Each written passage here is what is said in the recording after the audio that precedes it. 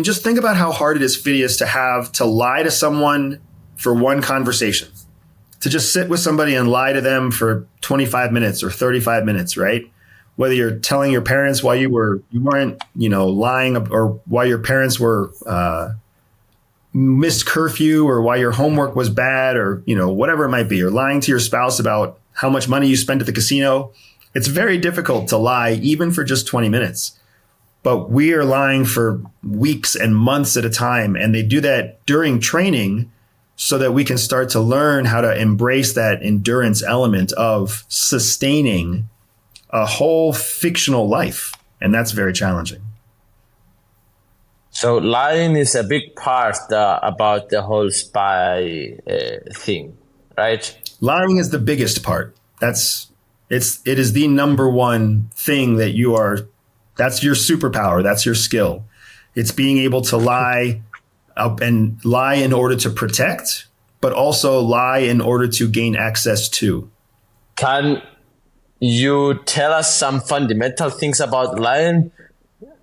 How to do lying in the right way? Don't use it. People are watching, please. But it's good in theory to know and understand this. Maybe to spot a liar, not to become a liar.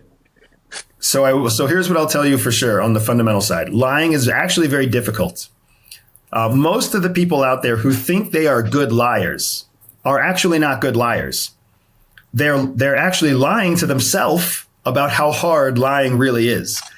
The people out there who are the most honest people, the people out there who can look you in the eye or who will raise their hand and say, lying is hard. Those are the people who actually possess the skills to be very, very good liars. And here's why. Because if you understand why lying is hard, then you already have an idea of what to look for in other people when you think they're lying to you.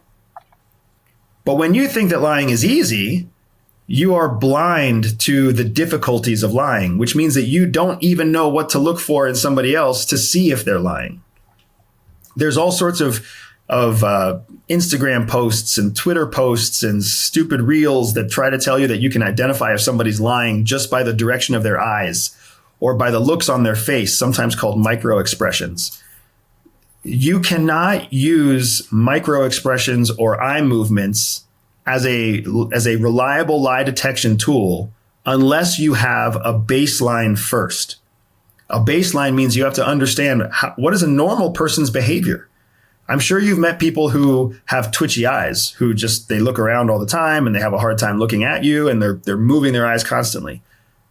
You can't meet that person for the first time and then assume that they're lying just because their eyes twitch. They may have social anxiety. They may have an actual nerve issue. They may have vision issues, and that's what makes them lose control of their eyes. But when you understand a baseline, then you know to look for something different from the baseline. And that's the first kind of hint that you get that someone might be lying to you.